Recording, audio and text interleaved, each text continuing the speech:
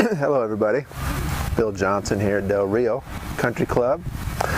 Today we're going to talk a little bit about grip pressure, and grips themselves.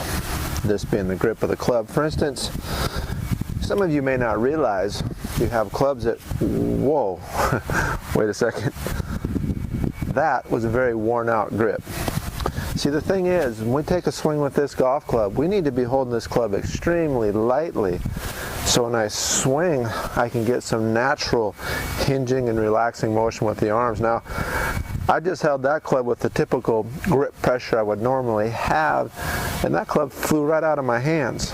So if I was going to keep playing with that golf club, I'd have to really squeeze that handle. And when I squeeze that handle, my shoulders get tight, my forearms get tight, the wrists get tight, and therefore I no longer have any natural hinge and release ability. Just take, for example, I'm swinging this club and it's just swinging in a pendulum motion. As soon as I squeeze the handle, this end stops. Typical, a person tries to hit the ball harder, they squeeze harder, and then they lose club head speed. So there's a lot going on in the grip. There's the hold of the club. There's the grip itself. Is it tacky? Is it really shiny? You can take some warm soap and water, scrub your grips periodically, dry them off with a towel. You might get another month out of them. Tour players change their grips so often. I do too, just for this purpose, so I can stay relaxed. But then there's how I grip it. You know, when I put my hand on the club, strong grip, weak grips. Let's talk about all this for a second. Let's talk about the hold of the club. First off, when we put that club in our front hand, me being a right-hander, I'm going to hold this club in my left hand, my forward hand. It's really important that it balances underneath that bone of my left wrist, this heel pad of my hand. So I like to let my hands just hang natural. Let that left arm hang natural, let that club fall down in my fingers and pick it up. And now it's nice and balanced underneath that pad. Then I just attach my fingers, and then my thumb goes over here on the right side, not down the top at noon, and not over here at 3 o'clock, but about 1 o'clock. And if I hold it correctly, if I put a T in there, now that club is nice and balanced, and that T represents this hinge point in my wrist and balances with the toe of this club. There's a neutral grip.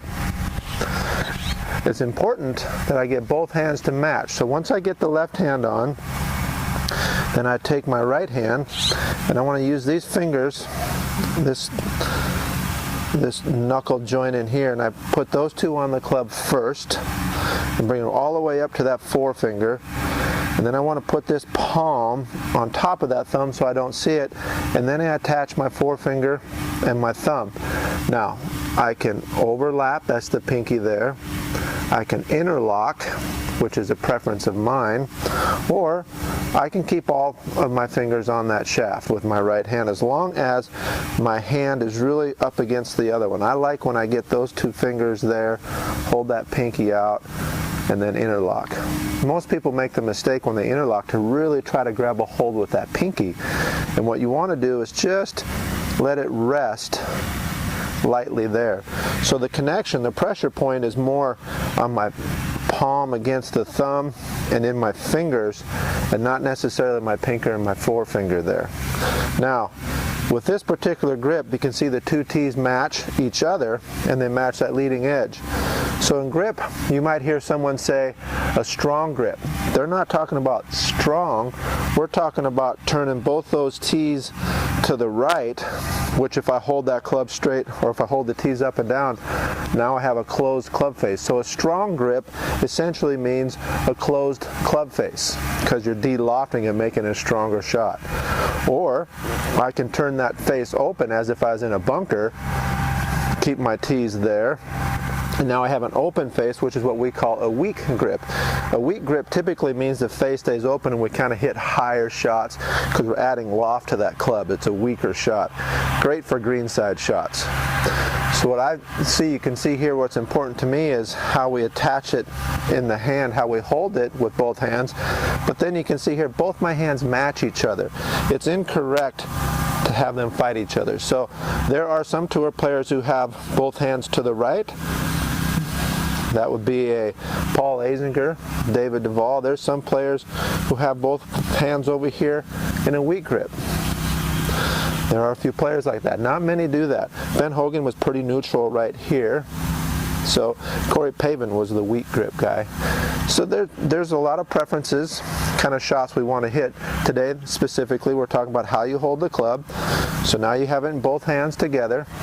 Now let's talk about grip pressure. It has to be just snug in the fingers but really loose in the wrist, so when I swing I get this natural leverage, hinge, and release of the club.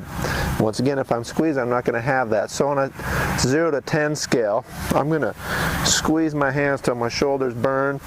Boy, that's a 10. That club's not creating any speed. That's just going to be an all-shoulder swing, over the top, probably. Now I'm going to just relax, open up my fingers till it slides through. There's a 0. So on a 1 to 10 scale, since I haven't held a bird, on a 1 to 10 scale, I'm sitting here with this. This is a 9-iron. I'm just going to swing. This is about a number 2 grip pressure.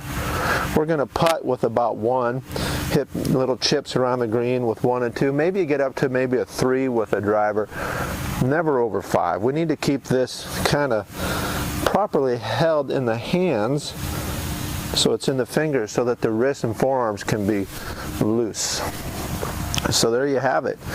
You know, you take away, if you can get a hold of the clubs correctly and your hands match each other and you get the correct tension or the hold of the club, then you can start getting a lot more free swing and let the club do a little bit more work, as we say.